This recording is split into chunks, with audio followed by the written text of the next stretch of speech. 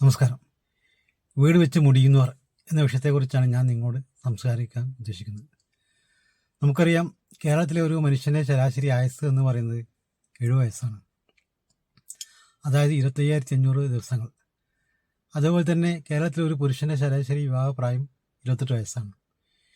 വിവാഹം കഴിഞ്ഞ് 2 കുട്ടികളൊക്കെ ആകുമ്പോൾ 35-40 വയസ്സ് പ്രായം വരും. ഈ കാലയളവിൽ തന്നെയാണ് നമ്മൾ സ്വന്തമായി ഒരു വീടുണ്ടാക്കാൻ ശ്രമിക്കുന്നത്. അതുവരെ കുടുംബ വീട്ടിലോ അല്ലെങ്കിൽ വാടക വീട്ടിലോ ഒക്കെ ആയിരിക്കും താമസിക്കുക. ശരിക്കും പറഞ്ഞാൽ നമ്മൾ ഒരു വീട് വെച്ച് അത് താമസിക്കുന്ന പ്രായം എന്ന് പറഞ്ഞാൽ 40 വയസ്സിന് ശേഷമാണ്.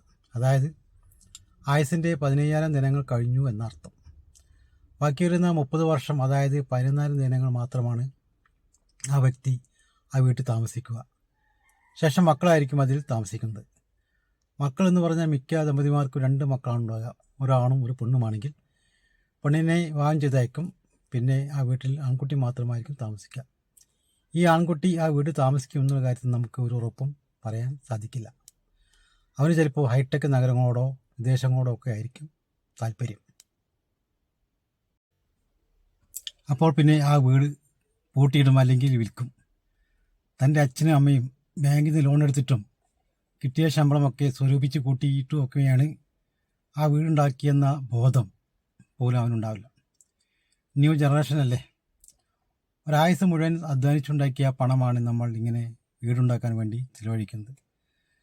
നല്ലൊരു ഭക്ഷണം കഴിക്കാതെ, നല്ലൊരു ഉടുപ്പ് വാങ്ങാതെ, നല്ലൊരു വാഹനം വാങ്ങാതെ, നല്ലൊരു ടൂറിന് പോകാതെ, അസുഖം വന്ന വിദഗ്ധ ചികിത്സ സ്വീകരിക്കാതെ, തൻ്റെ ജീവിത അഭിലാഷങ്ങൾ പൂർത്തിയാക്കാതെയൊക്കെ സ്വരുകൂട്ടിയിട്ടുണ്ടാക്കിയ ആ പണം കൊണ്ടുണ്ടാക്കിയ വീടിനോട് മക്കൾക്ക് വലിയ താല്പര്യം ഉണ്ടാവില്ല എന്നുള്ളത് മറ്റുള്ളവരുടെ അനുഭവം കൊണ്ട് നമുക്ക് മനസ്സിലാക്കാൻ സാധിക്കും.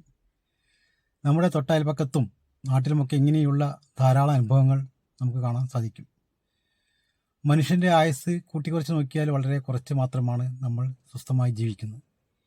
ഈ സമയം അടിച്ചുപൊളിച്ച് ജീവിക്കാനുള്ളതാണ്. അതിന് പണം വേണം. പണമില്ലെങ്കിൽ തൃണം എന്നാണല്ലോ. ഇന്ന് വലിയ വീട്ടുകാരാണ് എന്ന് വെച്ച് നാട്ടിൽ വലിയ പ്രത്യേകിച്ച് പരിഗണന ഒന്നും തന്നെ ലഭിക്കാറില്ല. അതേസമയം പാവപ്പെട്ടവർക്ക് വേണ്ടി സേവനങ്ങൾ ചെയ്താൽ നാട്ടിൽ വിലയുണ്ടാവും. നമ്മളെ എല്ലാവരും അംഗീകരിക്കും. ഒരു പക്ഷേ ഇത്ര വലിയ വീടുണ്ടാക്കാനുള്ള കാരണം വീട് നിർമ്മാണത്തെക്കുറിച്ച് നമുക്ക് വലിയ ബോധമില്ലാത്തതുകൊണ്ടാണ്. സാധാരണ ഒരു വീടിന് സിറ്റൗട്ട്, സീറണം മുറി, ഡൈനിങ് ഹാള്, ബെഡ്റൂംസ് ഇവയൊക്കെ എത്ര വിസ്തീർണം വേണം എന്നുള്ള കാര്യത്തിൽ ഒരു ഐഡിയ ഇല്ലാത്തതുകൊണ്ടാണ്. എഞ്ചിനീയർ വരച്ചു തരുന്ന പ്ലാൻ ഉപയോഗിച്ച് വീട് നിർമ്മിക്കുന്നു. വീടിൻ്റെ പ്ലാൻ എത്രത്തോളം വലുതാവുന്നുവോ അത്രത്തോളം എഞ്ചിനീയർക്ക് പണം ലഭിക്കുന്നു. പ്ലാൻ വരയ്ക്കുന്ന എഞ്ചിനീയർ തന്നെയാണ് വീട് നിർമ്മിക്കുന്നതെങ്കിൽ നേട്ടം ഇരട്ടിയാവും. അപ്പോൾ അതിന് നമ്മൾ ചെയ്യേണ്ട കാര്യം ഒന്ന് മാത്രമാണ്. നമുക്ക് വീടിനെക്കുറിച്ച് നല്ലൊരു ധാരണ ഉണ്ടായിരിക്കണം. ഓരോന്നും എത്ര സ്ക്വയർ ഫീറ്റ് ഉണ്ടായിരിക്കണം എന്ന് അറിഞ്ഞിരിക്കണം. 4 പേർക്ക് ഇരിക്കാൻ പറ്റുന്ന സിറ്റ് ഔട്ട് എത്ര സ്ക്വയർ ഫീറ്റ് വേണം, സ്വീകരണ മുറിക്ക് എത്ര സ്ക്വയർ ഫീറ്റ് വേണം, ഡൈനിങ് ഹാളിന് എത്ര സ്ക്വയർ ഫീറ്റ് വേണം, ബെഡ്റൂമുകൾക്ക് എത്ര സ്ക്വയർ ഫീറ്റ് വേണം എന്നുള്ള ഒരു ധാരണ നമുക്ക് വേണം. അതിനൊന്നുകിൽ നമ്മൾ ഒരു പ്ലാൻ വരയ്ക്കണം, അല്ലെങ്കിൽ നല്ല പ്ലാൻ ഉണ്ടാക്കിയിട്ടുള്ള വീടുകൾ കണ്ട് മനസ്സിലാക്കണം. ഒപ്പം തന്നെ നമ്മുടെ കയ്യിലുള്ള പണം കൂടി പരിഗണിക്കണം. അങ്ങനെയെങ്കിൽ നമുക്കിതിന് ഒരു റഫ് എസ്റ്റിമേറ്റ് ഉണ്ടാക്കാൻ സാധിക്കും. വലിയ വീടുണ്ടാക്കുമ്പോൾ മറ്റൊരു ദോഷം കൂടി നമ്മൾ കാണേണ്ടതുണ്ട്. പ്രകൃതി വിഭവങ്ങൾ, കരിങ്കല്, ചെങ്കല്, മണൽ, മെറ്റൽ തുടങ്ങിയ ലഭിക്കാനില്ലാത്ത ഒരു സാഹചര്യമാണുള്ളത്. കാരണം നമ്മൾ പ്രകൃതിയിൽ നിന്നും ധാരാളം എടുത്തു കഴിഞ്ഞു. ഇനിയും ധാരാളം എടുത്തു കഴിഞ്ഞാൽ പ്രകൃതിയെ ചൂഷണം ചെയ്യുന്നതിന് തുല്യമാണ്.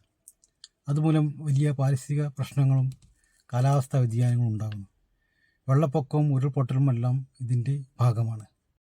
റോഡ്, പാലം തുടങ്ങിയ അടിസ്ഥാന വികസനങ്ങൾ നമുക്ക് ഒഴിവാക്കാൻ പറ്റാത്തതാണ്. എന്നാൽ വീടിൻ്റെ വലിപ്പം ഒന്ന് കുറച്ചാൽ 2 കാര്യങ്ങൾ നമുക്ക് ലാഭിക്കാൻ പറ്റും. 1 പണം, 2 പരിസ്ഥിതി സംരക്ഷണം. അതുകൊണ്ട് എനിക്ക് പറയാനുള്ളത്, നമ്മൾ വീട് വയ്ക്കുമ്പോൾ ഒരു 100 വട്ടം ആലോചിച്ചിട്ട് വേണം ചെയ്യാൻ.